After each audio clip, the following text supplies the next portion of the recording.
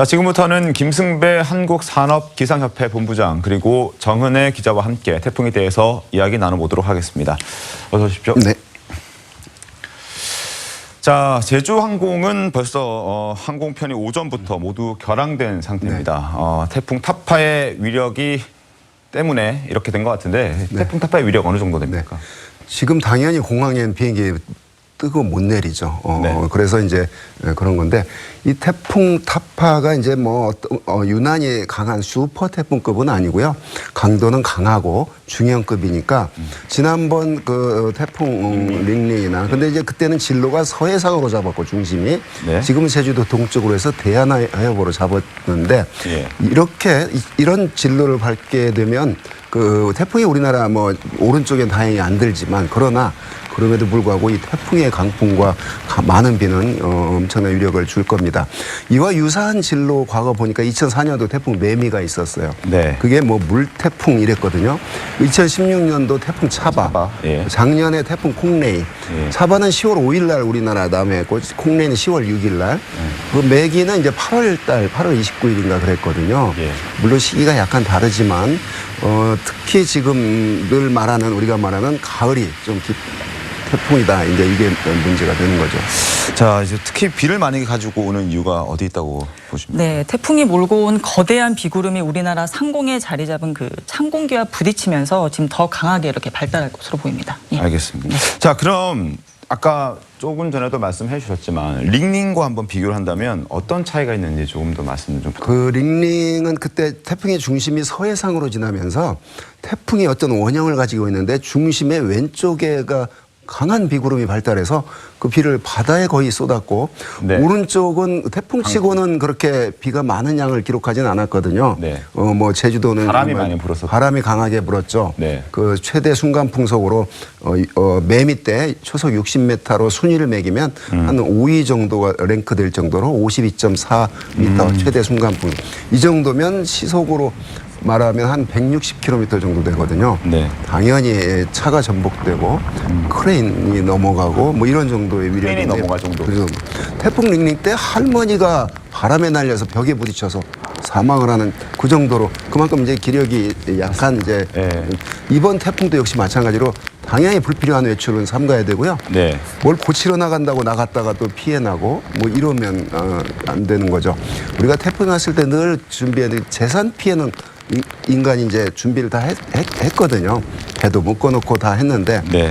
어쩔 수 없다 손 치더라도 사람 인명피해 없어야 되기 때문에 네. 그게 걱정이 됩니다. 자, 그리고 아까 지금 이건 가을 태풍, 우리 흔히 네네. 여름 태풍보다는 가을 태풍이 더 위험하다고 얘기를 하지 않습니까? 그 이유는 태풍 자체가 이제 위험한데 가을 태풍이 최근에 이 태풍이 오기 전에 상당히 선을 했지 않습니까? 네, 기온이 많이 내려갔던 그 이유가 이제 북쪽에서 대륙에서 찬 공기들이 내려왔거든요. 우리가 대륙에서 고기압이 확장을 했어요. 네. 자, 이 태풍이 지금 남쪽에 따뜻한 그 북태평양 고기압이라고 하는 게 이 북태평양 고기압이 이례적으로 지금 상당히 세력을 버티고 있기 때문에 이 태풍이 이 코스로밖에 갈 수가 없는 상황인데 자, 가을 태풍이 더 그렇게 무섭다 이런 이유가 상층의 찬 공기가 아까 말씀해 주셨듯이 이미 내려온 상태에서 공기는 성질이 다른 거 서로 온도 차가 크거나 차가운 것과 뜨거운 것이 그러면 그냥 사단이 나는 거죠. 네. 서로 비슷하면 잘 지내는데 잘 지낸다는 게 날씨가 뭐 그렇게 이상이 없는데 그러니까 가을이 되면은 찬 공기가 이미 한반도 상륙해 있기 때문에 지금 와 있죠. 상층까지. 뜨거운 공기와 마주치게 되면은 사단이 난다. 큰일이 벌어져. 비구름이 많이 만들어져서 폭우가 되는 거죠. 알겠습니다. 그리고 최근에 문제가 됐던 게 이제 아프리카 돼지 열병 방역 요거 문제 있지 않습니까? 네. 여기 방역 작업에도 차질이 빚어질 수 있겠는데 이건 좀 대비를 단단히 해야겠습니다. 그렇습니다. 지금 현재 태풍 이동 경로를 보면요. 지금 전국이 어쨌든 그 영향권에 접어들 것으로 보이는데 강한 바람과 많은 비로 인해서 지금 방역이 어려울 수밖에 없습니다. 네. 그래서 지금 농식품분 같은 경우에는 태풍이 오기 전에 방역 취약 요인을 사전에 선제적으로 관리를 했고 했고요. 그리고 태풍이 지나간 뒤에는 또 사후 조치를 철저히 해달라고 지금 당부한 상태입니다. 네. 태풍이 오기 전에 그 축사 주변을 꼼꼼히 살피라고 당부를 했고요. 그리고 매몰지에서 침출수가 유출할 가능성을 사전에 차단을 한 상태입니다.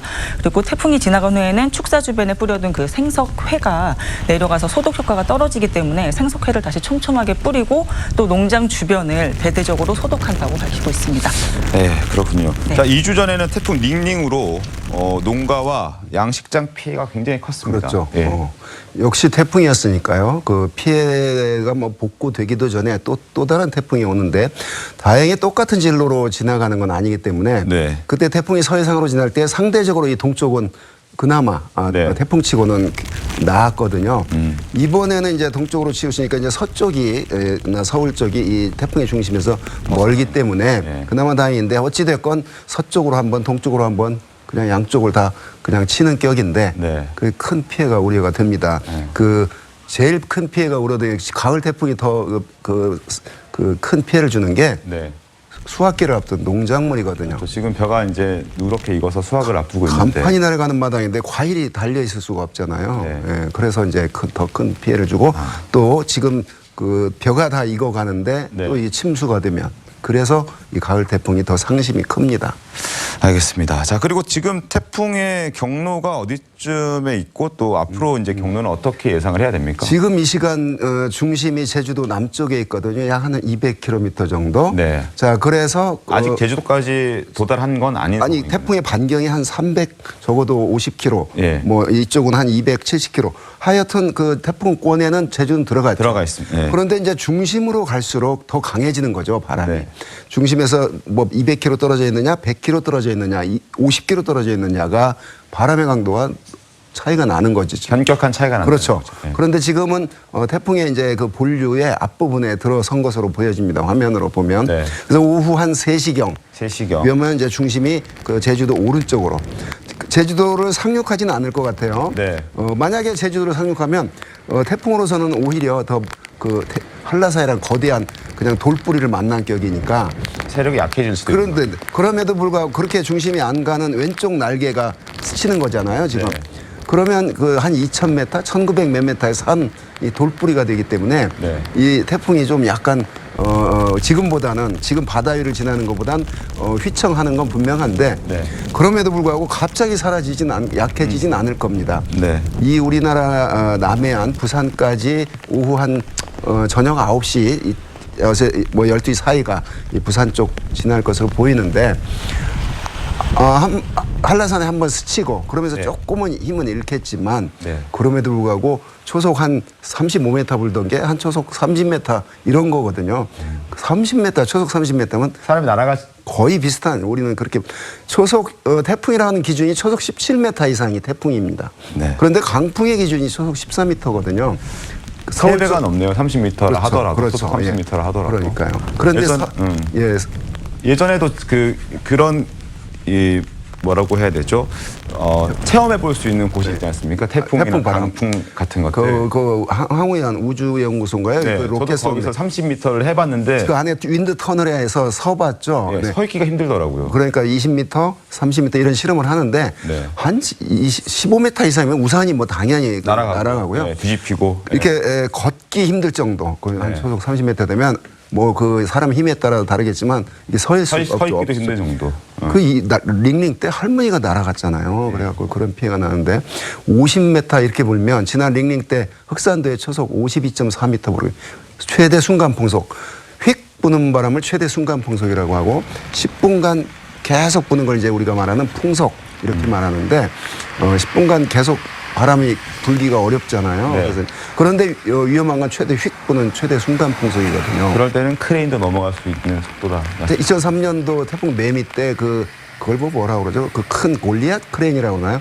그게 넘어갔잖아요, 마산항에. 예, 이 정도 위력이니까. 알겠습니다. 항상 주의를 좀 해야 될 것 네네네. 같습니다. 외출을 좀 자제하시고. 불필요한 외출 삼가해야 됩니다. 그리고 태풍은 이런 태풍 언제쯤 잦아들 것 같습니까? 네, 일단은 오늘 하루가 계속 최도의 고비가 되겠고요. 그리고 제주도 같은 경우에는 앞서 설명을 뭐 다 하셨지만 오늘 오후 3시쯤에 최근접해서 그리고 지금 최근접해서 이제 지날 것으로 예상이 되고요. 오늘 밤 10시를 전후해서 태풍의 직접 영향권에 이제 부산과 영남 지방이 직접 그쪽에 강한 비바람이 몰아칠 것으로 보입니다. 이후 태풍이 동해로 빠져나가겠지만요. 또 영동 등 동해안 지형적인 영향으로 내일 새벽까지 폭우와 강풍이 이어질 것으로 보입니다. 네. 특히 오늘부터 내일 새벽까지가 그러니까 최대 고비가 되는 겁니다. 예. 알겠습니다. 자, 그럼 일단은 지금 제주도 같은 경우에 바닷길과 뱃길이 다 묶였단 말이죠. 네. 그럼 이분들이 이제 나오시려면 나와야 될 텐데 언제쯤 이게 좀 풀릴 수 있을까요? 그러니까 이제 배는 이렇게 태풍이 한번 흔들어 놓으면 큰 거대한 수영장을 흔들어 놓으면 금방 물이 잔잔해지지 않듯이 네. 남해와 동해라는 거대한 이 유체인 바닷물이 흔들렸거든요. 네. 태풍. 그래서 태풍의 중심이 지나간 뒤에도 바로 배가 다닐 수 있는 조건은 안 될 겁니다. 네. 파도가 높죠. 그래서 내일 적어도 한 내일 오후 이후면 태풍은 이제 완전히 우리나라에서 손을 떼지만, 벗어나는데 네. 그 바닷물은 한 모레까지는 적어도 배 운항은 어려울 것 같고요. 바람 문제는 비행기는 바람만 약해지면 금방 네. 내리기 때문에 적어도 아마 그 제주도에서 비행기 뜨기 힘든 건 한 내일 오후쯤이면 뜰 수 있지 않을까. 왜냐하면 좀 멀어져 있거든요. 내일, 그러니까 지금 제주도에 오후 3시쯤에 도달을 할 예정이고 오늘 도달할 예정이고 저녁 6시나 9시쯤 되면 이제 9시 이후에 지금 부산 쪽으로 네네. 빠져나간다는 네네. 말씀이시잖아요. 그럼에도 불구하고 아직 뱃길 바다는 그 여객선이나 비행기가 뜰 수 없다는 왜냐하면 그 출렁거림 때문에 금방 잔잔해지지 않고 그로부터 적어도 최대 한 하루 반 내지 이틀은 계속 그 풍랑이라고 하는 게 바람은 약해졌지만 풍랑은 계속 유지가 되기 그렇게 때문에. 네. 자, 그러면 이제 지금은 이제 9월인데 10월에도 또 다른 태풍이 올 가능성이 있습니까? 2016년 차바 10월 5일 날 그렇군요. 2018년 작년 콩레이 10월 6일이었거든요. 예. 지금 그 태풍이 이번에 타파도 그렇고 링링도 그렇고 발생한 그 바닷물의 온도가 한 29도 정도의 그 해수 온도를 유지하고 있거든요. 네. 그러면 태풍이 언제든지 조건만 맞으면 네. 그 발생할 가능성이 있고요. 적어도 제 예상으로는 한 10월 최소한 10일까지는 네. 또 태풍이 발생할 수 있다. 지금 위성 영상으로 보면 그 태풍의 발생구에서 그 대리운들이 이렇게 막 있거든요. 네. 그게 조건을 갖추면 또 다른 태풍이 되는 거죠. 그러니까 뭐 긴장의 끈을 늦출 수는 없는 거네요. 그렇죠. 10월 중순 정도까지. 그렇습니다. 네. 네. 자, 태풍이 지나고 나면 이제 방역 작업에 이제 신경을 써야 될 것 같습니다. 그 태풍이 지나간 후에 복구는 어떻게 해야 될까요? 네, 아까 말씀드렸듯이 농식품본을 먼저 축사 주변에 뿌려둔 소독제를 다시 한번 촘촘하게 뿌릴 예정이라고 밝혔고요. 그리고 아울러 강풍에 축사 지붕이 뜯겨서 날아가거나 또 농장 주변에 울타리가 파손된 그런 부분에 이제 가능성이 있기 때문에 그런 부분에 긴급 복구를 취할 예정이라고 밝혔습니다. 네, 알겠습니다. 자, 지금까지 김승배 한국산업기상협회 본부장과 그리고 정은혜 기자와 함께 이야기 나눠봤습니다. 오늘 말씀 감사합니다. 고맙습니다.